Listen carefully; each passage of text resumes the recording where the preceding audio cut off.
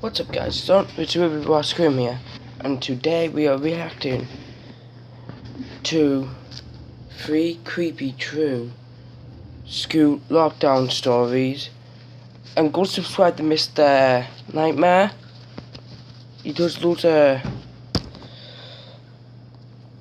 horror, he does loads of true horror stories and some, so go subscribe to him. And let's get to the video.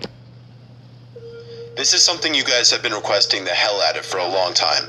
It took a lot of time, but I finally found 3 stories that take place during school lockdowns. These are true as well. It was a typical boring day in calculus, only it was Friday, 7th period, meaning the week was almost over and spring break would finally be upon us. So everybody was getting antsy in their seats, I could tell. We didn't have a test that day like a lot of my friends did with their other teachers, so our teacher in the middle of class just decided to start playing games with us on Sporcle.com. He was a very laid-back teacher like that. As we were doing some brand logo quiz on Sporcle, I remember the exact moment it happened. What type of website is that? Right after my friend answered a question, I remember the exact answer too, Adidas. The dean's voice came through the loudspeaker. He sounded panicked and frantic as he told all the teachers this was not a drill and to go into lockdown. I actually got the chills and I got goosebumps on my arms as our usually laid-back teacher too seemed panicked as he ran to turn off the lights and ushered us to the back corner of the room. Oh God. We all sat in silence for about 2 minutes, and then the usual buzzing that came from a panel in the back of the room ceased, indicating that the school must have cut all the power. We all looked at each other, realizing this must be serious. Hang on, before we get back to the video, I'm gonna go take a drink. Oh God.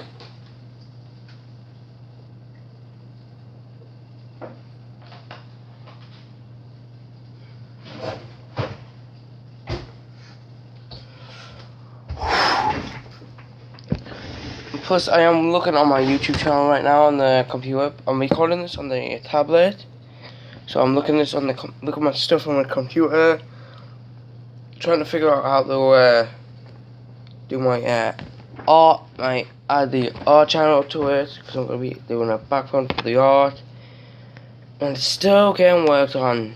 Let's get back to the video. A few more minutes of waiting later, we heard a man screaming at the top of his lungs coming down the hallway. 2 girls in the class actually started crying, which made all of us even more scared. As the screaming got closer to the classroom, the lunatic-sounding man started banging on the lockers while screaming, "I'll kill all of you." It was at that moment that I started to fear for my life. My teacher shushed us as we all looked at each other to see our peers' reactions. The banging then moved from the lockers to our classroom door. Oh. And that's when one of the crying girls screamed no. The banging on the door only grew worse as the man started screaming, "Open up." 2 of the girls in the class were crying out loud now. It felt like an eternity that man was pounding at the door. But eventually, he finally continued down the hallway, screaming like a mentally insane person, until we could not hear him anymore. I'd say 10 minutes later, though it felt like half an hour given the situation, the dean came back on the loudspeaker explaining the situation, which was surprising for him to do. He explained that some apparently mentally unstable person entered the building and assaulted the woman sitting at the front desk, causing her to flee the building screaming, and staff wasn't sure if the man was armed or not. Now this was before the school had cameras or could afford proper security, so the school was wide open to something like this happening. The staff had done a sweep of all the hallways and classrooms and couldn't find him, so the dean instructed the teachers to resume teaching but to keep all the doors locked, and to not let any students leave for any reasons. The most disturbing part, however, is that one of the janitors working the night shift found the man sleeping in one of the storage closets near the back end of the school, and according to rumors that were spread by my peers, sticking out of his pocket was a .44 Magnum.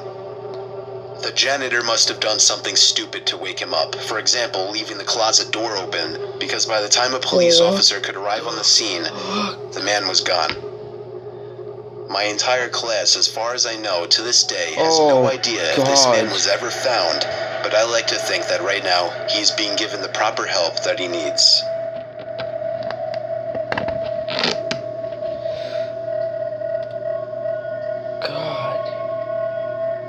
My school has 2 lunch periods. First lunch period is for all 6th graders and some 7th graders. The second lunch period is for the other half of the 7th graders and all 8th graders. The lockdown happened in the beginning of October. The day the lockdown occurred, it was overcast and rainy. During the first lunch period, I heard 4 loud booms. I personally thought it was thunder, but the entire lunch crowd started screaming. I was thinking those kids were just serious pussies, but the campus security came in and started yelling at people to go into the multi-purpose room, and the kids who were in line buying lunch had to throw out their lunch and come inside. Me and some friends went inside the room along with a huge group of other kids. Everyone was curious as to what was happening. Our multi-purpose room is huge, and the back wall of the room is made of see-through glass. When me and my friends were rushed inside the campus, security was covering the glass with the curtains, and there were adults at every exit. My friend Eric was curious, as well as the rest of us, so he asked one of the adults what was going on. When he came back, he said, "You know how right in front of TMS there's those houses?" I replied, "Yeah." "There's this mentally disabled, crazy man that barricaded himself in front of his house, and he's threatening to commit suicide and kill the cops if he's evicted. He was walking around outside of school watching kids in a weird way," Eric told us. It turned out the man was also a registered sex offender, making matters worse. We were stuck in the multi-purpose room for a whole hour, taking up 2 periods. After the whole thing was settled, we were escorted to our classrooms one by one. I later found out that the man lives next to my friend Brandy, who told me about the previous Halloween when she saw the same man at his window cutting his arm and writing in his own blood, "Don't come here or I'll kill you," on his window. Of course, being Halloween, people, including Brandy, assumed it was just for the holiday. But after this horrific incident, we knew this man was mental, and we're glad he never got near us.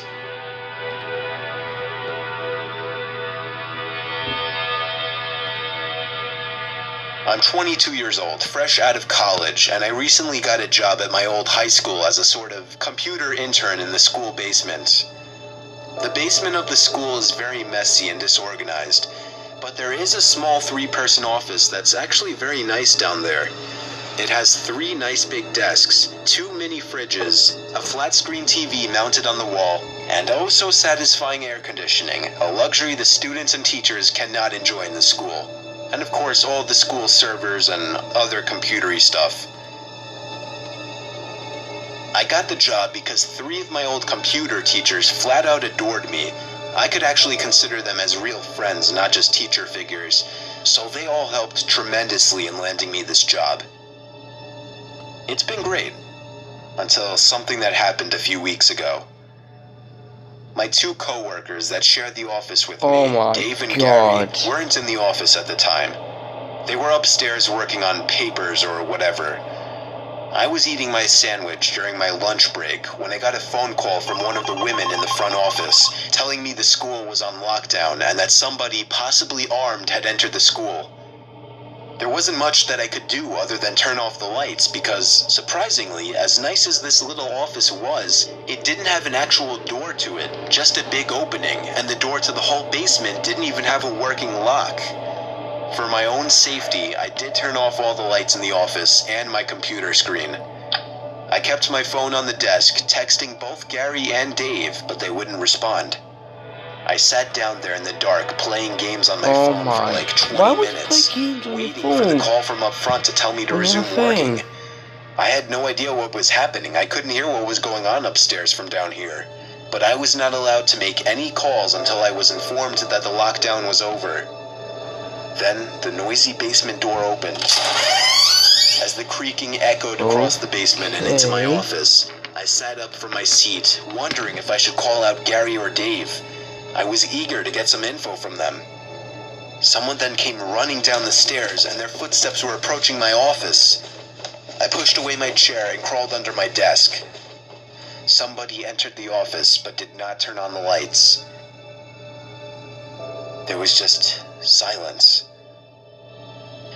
I can't even describe the fear I was experiencing. I felt like if I made one sudden noise, I'd be a dead man.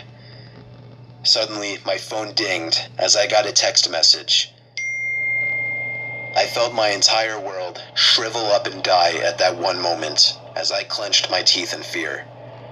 Footsteps suddenly moved closer to me until I finally dove out from under the desk in capitulation, begging whoever it was not to kill me. Oh, And just then, someone grabbed my arm and pulled me up. It was some guy in a red plaid button-up, jeans, and a reddish-black cap.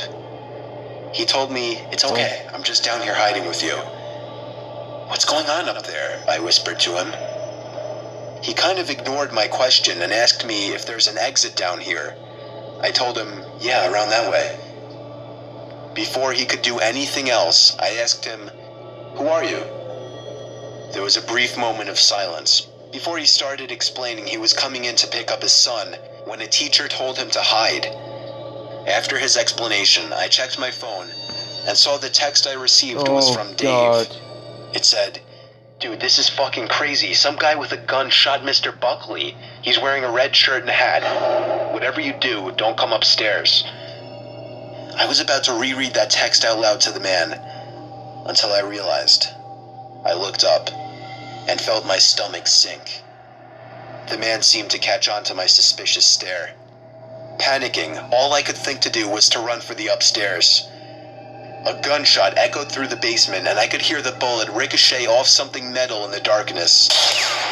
But thank God the bullet missed me, and I made it upstairs. Fortunately, police were waiting. But guys, these are not his stories that he's telling.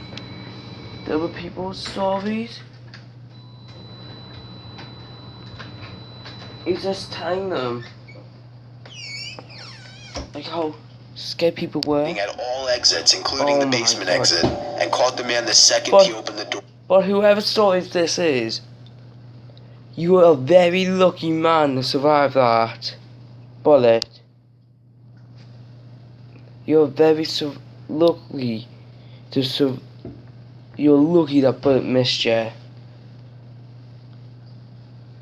So keep your life going, mate. More good news. Our teacher, Oh, Mr. God. Buckley, survived the gunshot.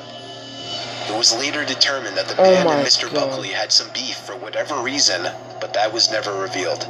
All we know is that Mr. Buckley couldn't have done anything that would have warranted this kind of reaction. And I know that the sound of that gunshot will forever echo in my mind. Oh my God. So guys, what did you think of the video? I'm gonna remind you to subscribe to him. He's a good YouTuber, good horror storyteller, and I'll see you next time. Bye.